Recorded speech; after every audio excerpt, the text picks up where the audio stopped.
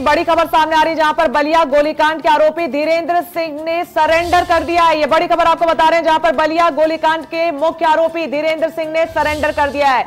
अभी तक वो फरार बताया जा रहा था, उसी को लेकर लगातार तलाशी अभियान चलाया जा रहा था। पुलिस ने यहां तक कि 25,000 का इनाम भी घोषित किया था, लेकिन अब खुद धीरेन्द्र सिंह ने सरेंडर कर दिया है। ये बड़ा अपडेट बलिया गोलीकांड से सामने आ रहा है जहां पर मुख्य आरोपी धीरेन्द्र सिंह ने सरेंडर कर दिया है। बता दें, सरेआम पुलिस के आला अधिकारियों के सामने धीरेन्द्र सिंह ने एक युवक को मौत के घाट उतार दिया था, गोली मारकर उसकी हत्या कर दी, जिसकी तस्वीरें लगातार कल से इंडिया न्यूज आपको दिखा रहा है। जहां पर बलिया में राशन की दुकान, उसी को लेकर आवंटन को लेकर दोनों गुटों के बीच विवाद हुआ था। ये तस्वीरें लगातार 2 दिनों से वायरल हो रही है। देखिए, पुलिस के हाथों में भी था, पुलिस ने उसको जकड़ कर भी रखा हुआ था, लेकिन घटना को अंजाम देकर युवक की हत्या कर आसानी से धीरेन्द्र सिंह फरार हो गया था, जिसके बाद बयानबाजी का दौर भी शुरू हुआ। बीजेपी विधायक एक तरफ कहते हुए नजर आए कि हाँ, वो बीजेपी का कार्यकर्ता है, चुनावों में उसने मदद की, तो वहीं बीजेपी पार्टी ने इससे पल्ला झाड़ लिया। लेकिन इन सबके बीच सबसे महत्वपूर्ण धीरेन्द्र सिंह की गिरफ्तारी। फिलहाल ये बड़ा अपडेट आपको बता रहे हैं जहां पर बलिया गोलीकांड का मुख्य आरोपी धीरेन्द्र सिंह गिरफ्तार हो चुका है, उसने सरेंडर किया है।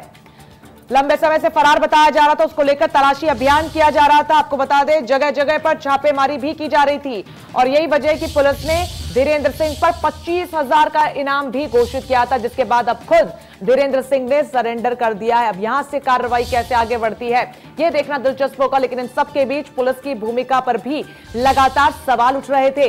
कानून व्यवस्था तो पहले से सवालों के कटघरे में है ही, लेकिन पुलिस जो वहां पर मौजूद थी वो मूक दर्शक बनी हुई इस पूरी वारदात को देखती रही। और सबसे महत्वपूर्ण, हत्या की घटना को अंजाम देकर मुख्य आरोपी वहां से आसानी से फरार हो गया, जिसको लेकर कई बड़े सवाल खड़े हुए। दंडात्मक कार्रवाई पुलिस प्रशासन द्वारा उन तमाम अधिकारियों पर भी की गई, लेकिन इन सब के बीच धीरेन्द्र सिंह की गिरफ्तारी सबसे महत्वपूर्ण थी, जो फिलहाल उसने सरेंडर कर दिया है। 2 दिन से बलिया लगातार जो पुलिस है वहां पर तलाश कर रही थी। जयप्रकाश को गोली मारने के बाद मुख्य आरोपी धीरेन्द्र सिंह फरार हो गया था। बलिया गोलीकांड के आरोपी धीरेन्द्र सिंह ने अब सरेंडर कर दिया। ये बहुत बड़ी कामयाबी, हालांकि 25,000 का इनाम भी उस पर घोषित किया था।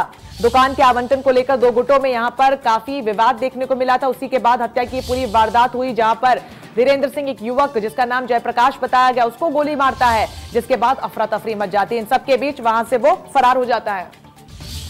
अमित सहयोगी बलिया से जुड़ गए हैं फोन लाइन पर ज्यादा अपडेट्स के साथ। अमित, आखिरकार वो घड़ी आ गई जब धीरेन्द्र सिंह पुलिस की गिरफ्त में है, खुद सरेंडर किया है धीरेन्द्र सिंह ने, क्या कुछ जानकारी मिल रही है? जी, आपको बता दें कि अभी सूचना आ रही है कि धीरेन्द्र सिंह रेवती थाने में अपने आप को सरेंडर कर दिया है और वहां पे भारी संख्या में पुलिस इकट्ठा है। जी बिल्कुल, पुलिस का क्या कुछ कहना है? 25,000 का इनाम भी घोषित किया था और इनाम घोषित होने के बाद ही धीरेन्द्र सिंह ने सरेंडर कर दिया, किस तरीके से देखे इसे पूरे?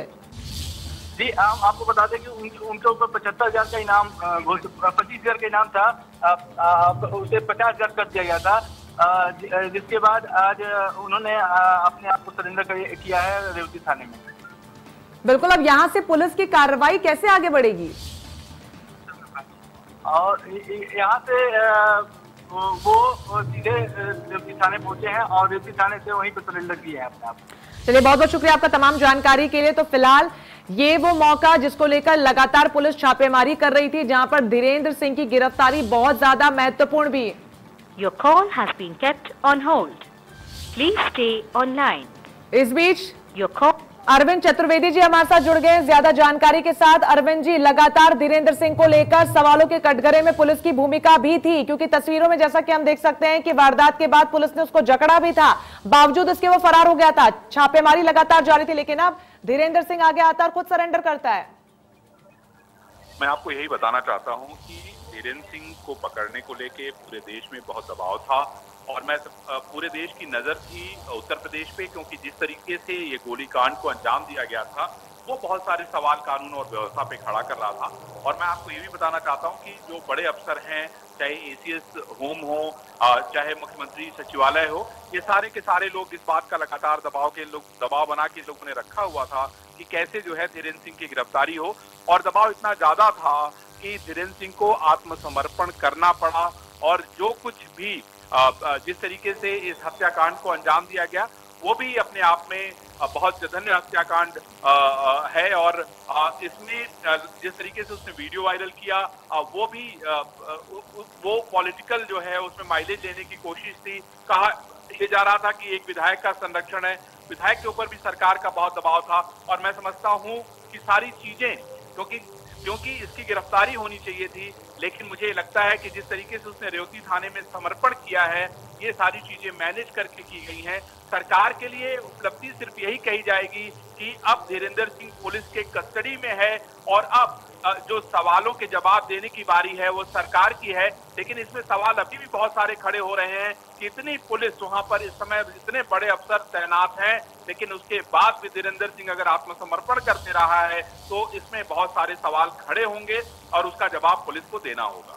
बिल्कुल अरविंद, ऐसे में सुरेंद्र सिंह जो बीजेपी के विधायक है वो खुलकर समर्थन में आ गए। कल भी वो कह रहे थे कि बीजेपी का ये कार्यकर्ता है, चुनावों में इसने मदद की है। अब ये कह रहे हैं, हालांकि उनके बेटे भी समर्थन में सामने आए, कह रहे हैं कि अब दूसरे पक्ष पर भी कार्रवाई नहीं हुई तो चेतावनी दे डालिए। किस तरीके से देखा जाए धीरेंद्र सिंह का यहाँ पर ये सरेंडर और सुरेंद्र सिंह की ये चेतावनी? देखिए, मैं आपको बताना ये चाहता हूं कि सुरेंद्र सिंह का ये व्यवहार कतई काबिले बर्दाश्त नहीं है। और मैं आपको बता दूं कि ऐसे ही लोग जो हैं वो अपराध को बढ़ावा देते हैं। सुरेंद्र सिंह जैसे लोगों का संरक्षण ही है कि धीरेंद्र सिंह जो है आज रेवती थाने में आत्मसमर्पण कर पाने में सफल रहा है। और वाकई इस बात की जांच होनी चाहिए कि आखिर उसने आत्मसमर्पण कैसे किया, जबकि सारे आला अफसर इसमें बलिया में डेरा डाल के बैठे हुए हैं। धीरेंद्र सिंह की गिरफ्तारी होनी चाहिए थी, उसको एक अपराधी की तरह ट्रीट किया जाना चाहिए था।